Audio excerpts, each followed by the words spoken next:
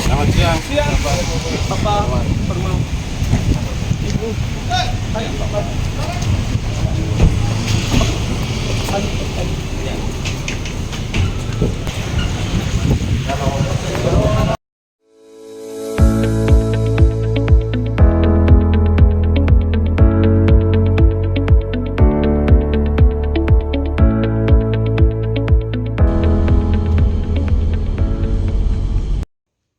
Kepala Dinas Kepemudaan, Olahraga dan Ekonomi Kreatif Provinsi Papua Selatan, Soleman Jambon Mias, menjadi pemateri dalam kuliah umum di ruang belajar kampus Sekolah Tinggi Teologi Injili Mahkota Sion Saumlaki atau STIMAS, Kabupaten Kepulauan Tanimbar, Maluku pada Jumat 15 Maret 2024.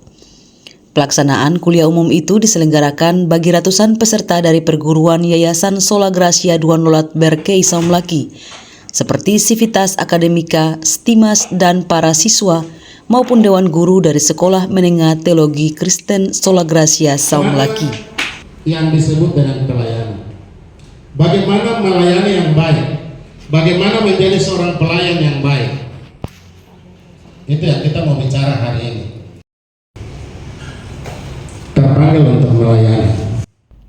Soleman memulai pemaparan materinya dengan memperkenalkan diri serta pengalamannya dalam kaitannya dengan materi terpanggil untuk melayani. Menurutnya, melayani diartikan sebagai melakukan sesuatu tanpa beban, sebab melayani bukanlah beban, melainkan sebuah kehormatan. Dalam iman Kristen, Soleman menekankan prinsip pelayanan menurut ajaran Tuhan Yesus sebagai kepala gereja. Ada mahasiswa, kalau kita bicara tentang pelayanan ini, salah satu yang masa kini, pelayanan masa kini, biasanya di saya punya gereja kalau pemuda, saya bilang sama mereka, kalau pergi bawa persembahan, itu tidak boleh pergi tukar-tukar. Kita ini uang 10.000, kita singgah dulu tukar-tukar di kios. Persembahan saja kita harus dibutuhkan, toh. Melayani Tuhan itu bukan soal jadi pendeta, melayani Tuhan itu bukan soal jadi majelis. Tapi ketika Tuhan pakai dimanapun untuk melayani, kok jadi tukang kayu, kok melayani karena potong kayu untuk orang bisa pakai masa. Begitu. Jadi sopir juga melayani, tapi jangan sopir yang ugal-ugalan. Pelayanannya tidak bagus. Apapun yang kita buat, semua itu bagian dari pelayanan. Dasar dari pelayanan selanjutnya adalah memberi. Begitu. Memberi itu dasar utamanya adalah kasih. Kalau tidak ada kasih sama kita, percuma aja. Karena iman tanpa perbuatan pada hakikatnya mati. Tidak ada guna. Melayani orang lain adalah memenuhi kebutuhan mereka dengan kasih dan kerendahan hati sebagaimana Kristus ajarkan. Untuk itu, sebagai umatnya, seorang Kristen sejati tidak hanya melayani sesama umat Kristen, tetapi sesama umat lain tanpa diskriminasi dan dengan niat yang tulus mengikuti jejak Yesus. Sebab tujuan pelayanan adalah bukan untuk mencari nama, melainkan untuk memuliakan Tuhan. Kira-kira menurut kamu apa? Salah, Pak. Salah dari sisi apa? Mau dibilang soalnya dari sisi antara guru dengan murid, Pak. Antara guru dengan murid. Benar, karena sekalipun Tuhan Yesus sudah memberikan cerita bahwa nantinya Petrus akan menyangkal, dan menurut itu semua terjadi atas firman Tuhan, sudah tertulis. Iya. Oke. Dalam pola perjalanan hidup kita, dan universitas yang terbaik di dunia ini hanya satu saja, itu namanya Universitas Kehidupan. Karena ketika kita kuliah, ilmunya seperti itu, kita ada di tempat lain itu beda. Saya kasih contoh kecil saja. Coba berdiri. Saya pada mau kesini. Nggak apa-apa, tidak usah malu-malu. Oke. Nona Batunda berdiri.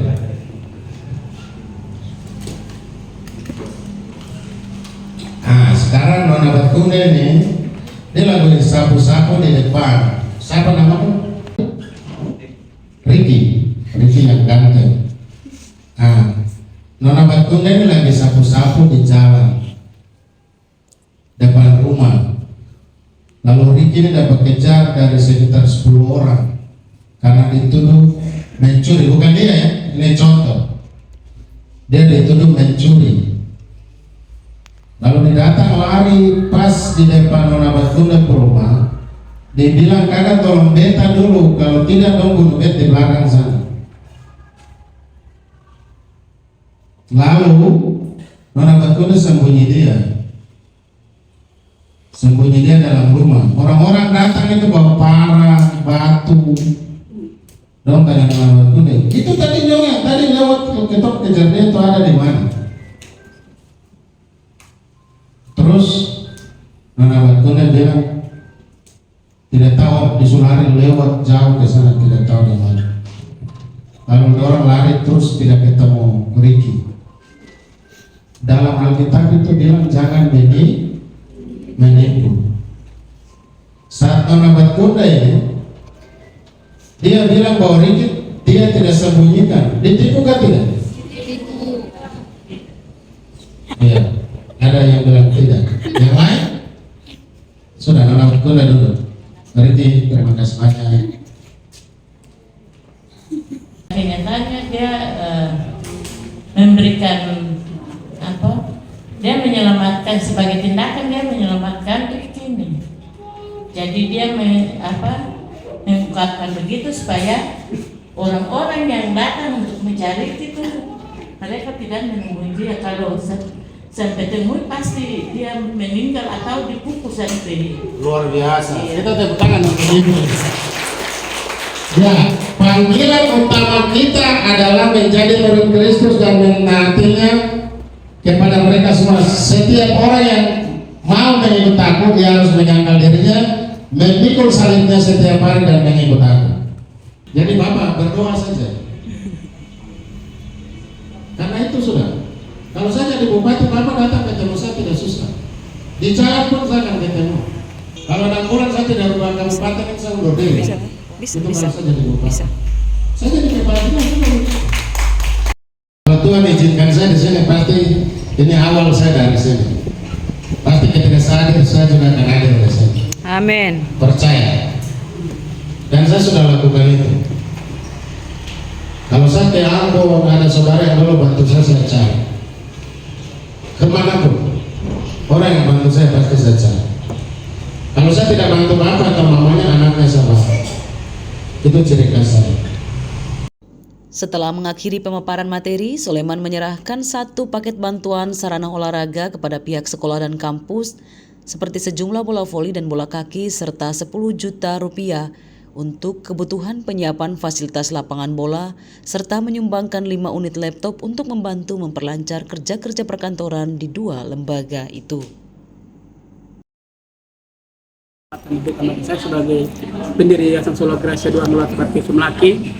Pada hari ini ada kuliah umum yang hadir bersama-sama dengan kita. Beliau adalah Kepala Dinas Pemuda dan Olahraga Pariwisata. Pada saat ini memberikan kuliah pada perguruan tinggi Yayasan Solo Gracia 2 Nulat Barki Sumlaki yang menaungi STIMAS dan SMTK dengan tema tadi panggilan untuk melayani. Beliau memberikan spirit semangat bagi kami, terutama memberikan semangat bagi kami bagi pengurus yayasan, dosen maupun guru, siswa maupun mahasiswa. Kami tetap semangat dalam menggapai mimpi ke depan. Harus pertama dalam diri kami harus memiliki kerendahan hati. Kami belajar dari beliau banyak hal, pengalaman yang beliau dapat, yang beliau sudah sampaikan, beliau sudah terapkan. Yang beliau sebagai kepala dinas di Merauke atau Papua Selatan, bagaimana beliau terapkan, bagaimana kita sebagai regenerasi muda maju dengan visi kita. Dan satu hal harus andalkan Tuhan, utamakan Tuhan dan memberikan kerendahan hati.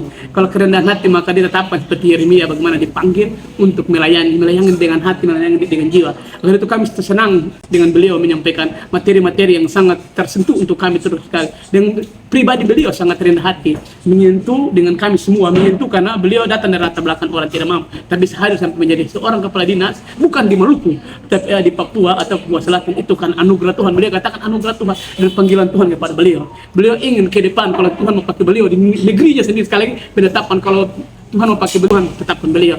Dari itu mari kita doa dan memberikan dorongan kepada beliau. Sekali lagi kami yang hadir sebagai dosen, guru maupun siswa maupun mahasiswa selalu mendoakan beliau, memberikan support bagi beliau supaya ke depan beliau menjadi orang-orang yang berharga bagi bumi Dua Nolat. Beliau menjadi orang yang Tuhan utus untuk memperbaiki Dua Nolat ke depan bersama-sama. Mana kesannya terhadap kuliah tadi? Kesan saya cukup menarik dengan pemaparan materi tadi.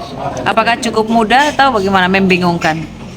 Kalau membingungkan sih tidak, karena materinya sangat mudah untuk bagi kalangan yang sekarang. Iya. Apa pesan khusus dari materi tadi untuk Ade? Kesan khusus tadi. Iya, Ade tangkap apa dari materi tadi? Tetap menjadi jiwa anak muda yang feel oke dan menjadi mahasiswa penerus generasi Indonesia yang lebih berkibar lagi. Itu saja.